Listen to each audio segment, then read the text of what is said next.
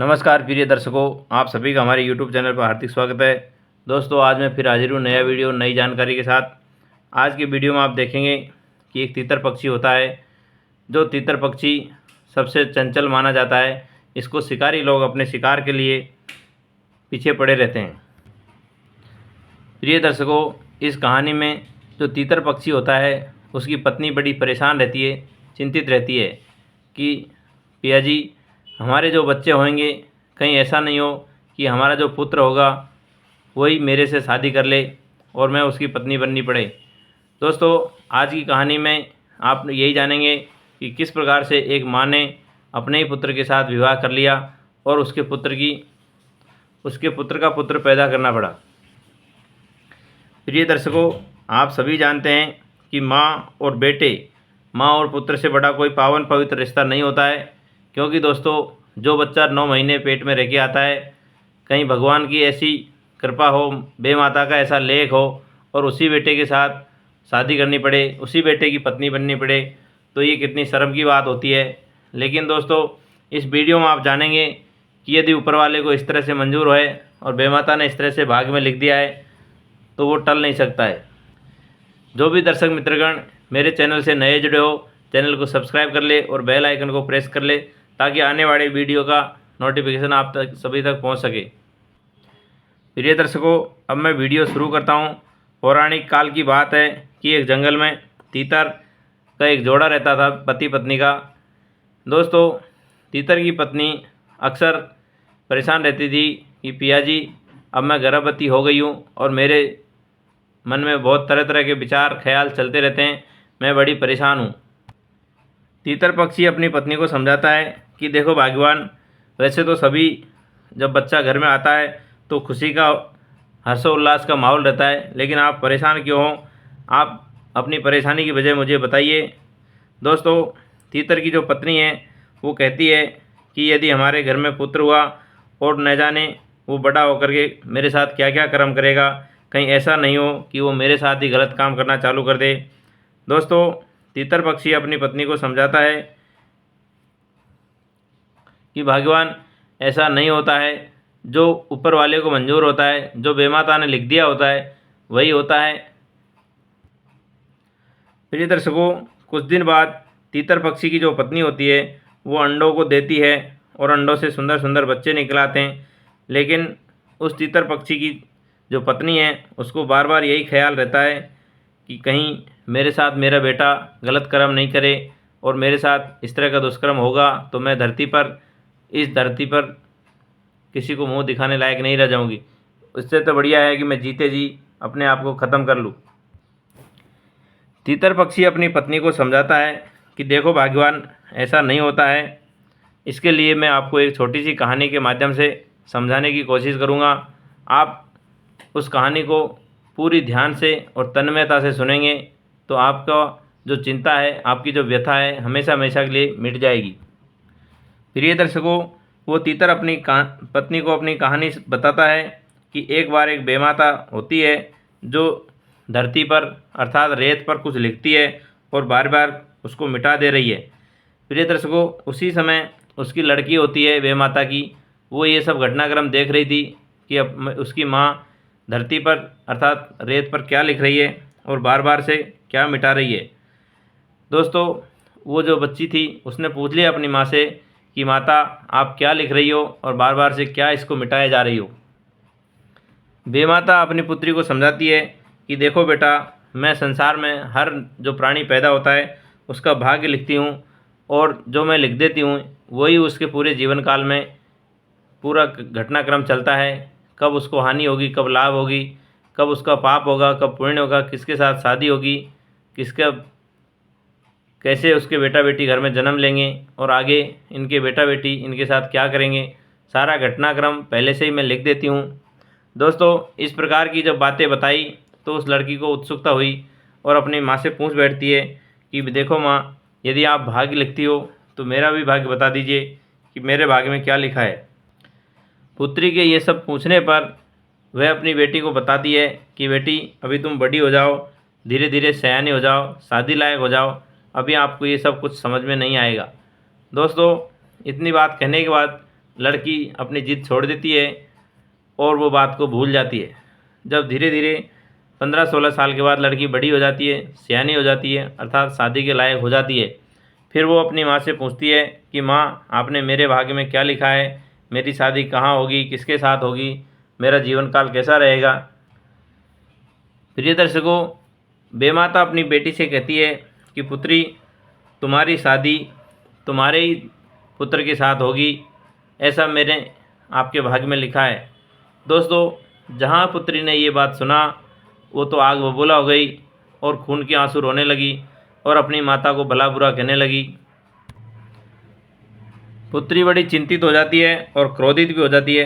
अपनी माँ से कहती है कि माँ, आपने मेरा भाग्य ऐसा क्यों लिखा है। उसने तरह तरह की गालियों का भी इस्तेमाल किया, लेकिन बेमाता कहती है कि जो मैंने लिख दिया वो होकर ही रहता है। इस पर पुत्री अपनी माँ को चैलेंज करती है, अर्थात बेमाता को चैलेंज करती है कि मैं शादी ही नहीं करूँगी तो अपने मेरे पुत्र भी नहीं होगा और मैं पुत्र के साथ शादी कैसे कर पाऊँगी। दोस्तों, ये सब उनके कहासुनी होती है। इसके बाद वो जो पुत्री है अपना घर बार छोड़ देती है और जंगल में चली जाती है।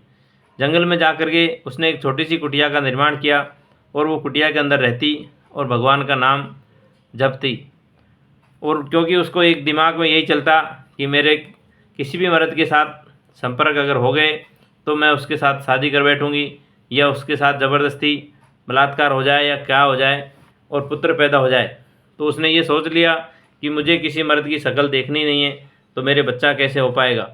वो अपनी कुटिया से अंदर ही अंदर रहती और बाहर कभी निकलती नहीं, क्योंकि दोस्तों वो अपनी माँ को चैलेंज करके आई थी कि देखती हूँ कि मैं शादी नहीं करूँगी तो मेरे बच्चा कैसे होएगा। लेकिन दोस्तों, होने को कुछ और ही मंजूर था। आगे काफ़ी समय बीत गया, लड़की अपनी कुटिया में रहती रही और कुछ समय बाद, कई सालों के बाद, एक महात्मा जी उधर से गुजरते हैं और उस महात्मा जी उस लड़की की कुटिया के आगे जा कर के अलग जगाते हैं, आवाज़ लगाते हैं, राधे राधे हरिओम का जप करते हैं और कहती है, महात्मा जी ने कहा कि भाई जो भी इस घर के अंदर हो, मुझे पानी पिलाइए, मुझे खाना खिलाइए, मैं कई वर्षों से भूखा प्यासा हूँ। दोस्तों, अंदर से वो लड़की थी जो बेमाता की पुत्री है, उसने आवाज़ लगाई कि महाराज, आप कौन हैं और आप यहाँ किस पर्पज़ से आए हैं।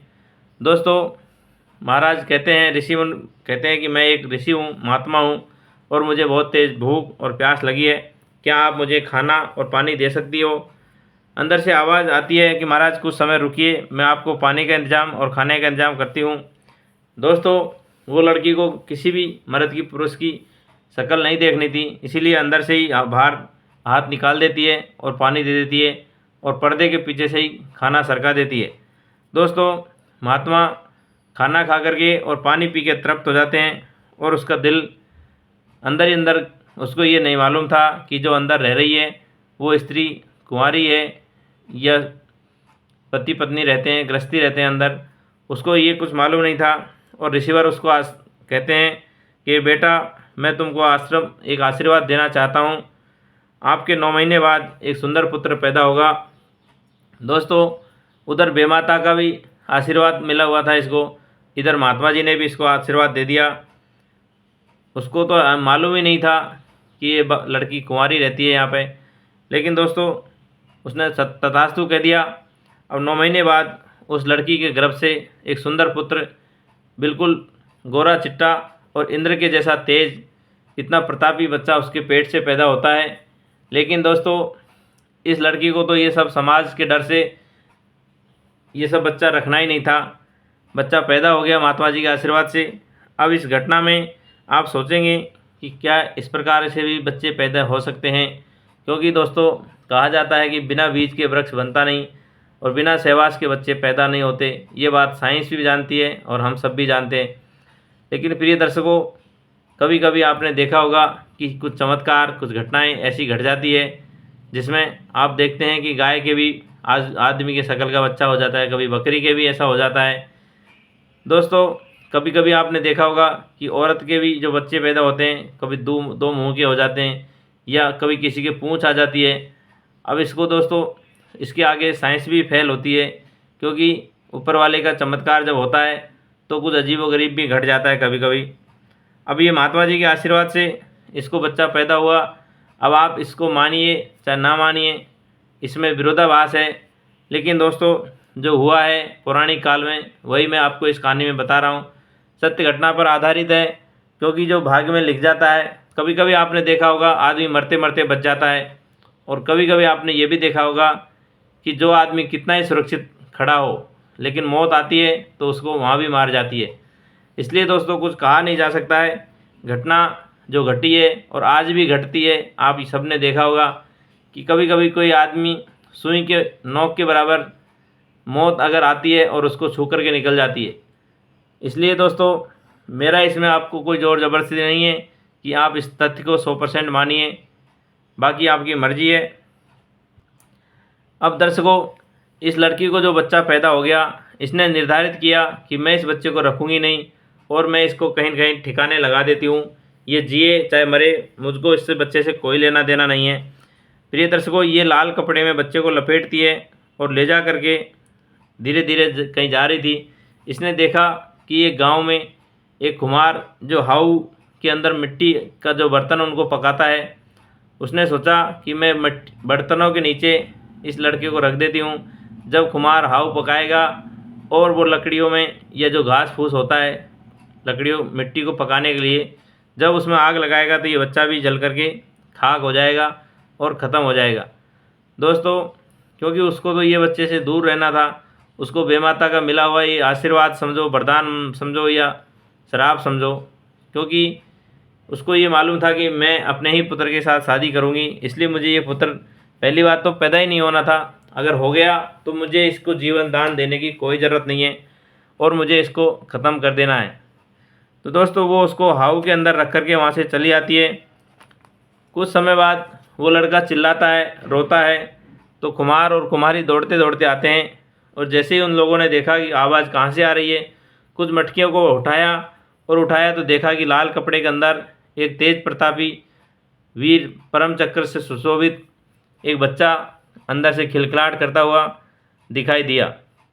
दोस्तों कुम्हार और कुम्हारी दोनों के कोई पुत्र नहीं था।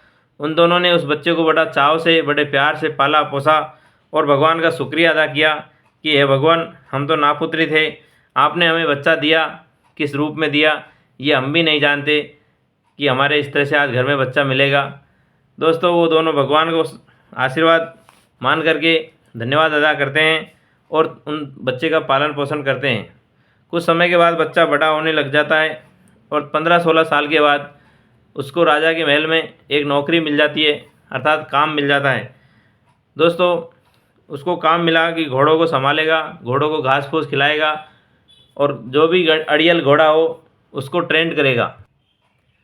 एक दिन राजा ने जो सबसे अड़ियल घोड़ा था, जो कई दिनों से चल नहीं रहा था, उसको चलाने के लिए बोला कि तू जा और इसको ट्रेंड करके ला।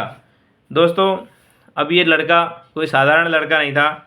इसने वो जो सबसे ख़राब घोड़ा था, सबसे अड़ियल घोड़ा था, उसको लिया और उसके ऊपर सवारी करके उधर की तरफ जंगल में निकल गया, जहाँ इसकी माँ अर्थात वो बेमाता की पुत्री कुटिया बना करके रह रही थी। अभी उसको घोड़े को चला करके ले गया।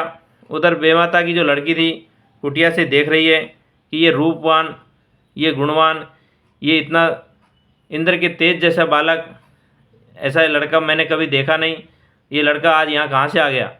दोस्तों उसको देखते ही देखते पहली नज़र में प्यार हो जाता है बेमाता की पुत्री को।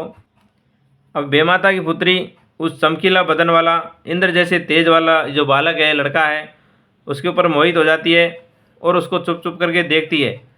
वो लड़का भी दूसरे दिन तीसरे दिन उस घोड़े को लेकर के उधर कुटिया की तरफ जाता रोज़ और उस घोड़े को ट्रेंड करके लाता। अब ये लड़की उसके पास आकर के बोलती है कि तुम कौन हो, कहाँ रहते हो। दोस्तों लड़के ने कहा कि मैं एक कुम्हार का लड़का हूँ और राजा के यहाँ नौकरी करता हूँ और फला इलाके में रहता हूँ। दोस्तों उस लड़की ने उस लड़के के साथ विवाह करने की इच्छा जताई। अब उस लड़की को ये मालूम नहीं था, वो बेमाता की पुत्री को ये मालूम नहीं था कि ये बालक मेरा ही पैदा किया हुआ बालक है। लेकिन दोस्तों नियति को जो मंजूर होता है वही होता है। लड़के ने जाकर के अपने माता पिता से बात किया, अर्थात कुम्हार से बात किया, कुम्हारिन से बात किया कि माता एक लड़की है जंगल में सुंदर, आप उसके साथ बातचीत कर लीजिए, वो मेरे साथ विवाह की इच्छा प्रकट कर रही है। दोस्तों, कुमार और कुमारिन ने जब वो लड़की देखी, बेमाता की लड़की देखी, तो वो भी बड़ी सुंदर थी, रूपवान थी, क्योंकि बेमाता की पुत्री थी आखिरकार। जब उसने देखा कि लड़की हमें पसंद आ गई और लड़का भी उनको पसंद आ गया लड़की को, तो उन्होंने शादी का फैसला कर लिया। दोस्तों, तीतर पक्षी अपनी पत्नी को ये कहानी सुना रहा है और तीतर की पत्नी बड़े ध्यानपूर्वक इस कहानी को सुन रही है। अंत में दोनों की शादी हो जाती है। अब तीतर पक्षी अपनी पत्नी से पूछता है कि भाग्यवान, यदि आपकी ये कहानी समझ में आ गई हो तो मैं इस कहानी का सारांश आपको समझाना चाहता हूँ। तीतर की पत्नी कहती है कि बताइए कि इसमें क्या सारांश है। दोस्तों, तीतर पक्षी अपनी पत्नी से कहता है कि भाग्यवान, आप परेशान नहीं होइए। जो भाग्य में होता है, जो विधाता ने लिख दिया है, वो किसी के हाल में टल नहीं सकता, अर्थात वो होकर के ही रहता है। इसलिए आप आगे आने वाले समय की चिंता नहीं कीजिए और उस परमपिता परमात्मा का ध्यान करते रहिए। और दोस्तों, ये कहानी यहाँ समाप्त होती है। हमारी और आप सबकी भी यही कहानी है कि आपको फ्यूचर के लिए परेशान नहीं होना। आज का दिन मिला है, आज के दिन को अच्छे से जिए और शुभ कर्म करिए, पुण्य कर्म करिए। और उस मालिक ने, जिसने हमको जन्म दिया है, उसने हमको एक एक सांस जो गिन करके दिया है, कब हमारा आखिरी सांस हो जाए। दोस्तों, इस कहानी में यही सारांश है कि फ्यूचर के लिए नहीं परेशान होना, और जो हमारे भाग्य में लिखा है, कहाँ किस घटना पे कैसे हमारी मृत्यु होगी, कोई नहीं जानता। इसलिए एक एक पल को सुखपूर्वक व्यतीत कीजिए, आनंद लीजिए, उस परमात्मा का धन्यवाद अदा कीजिए। इस कहानी में इतना ही। सभी को राधे राधे, हरिओम, जय श्री कृष्ण।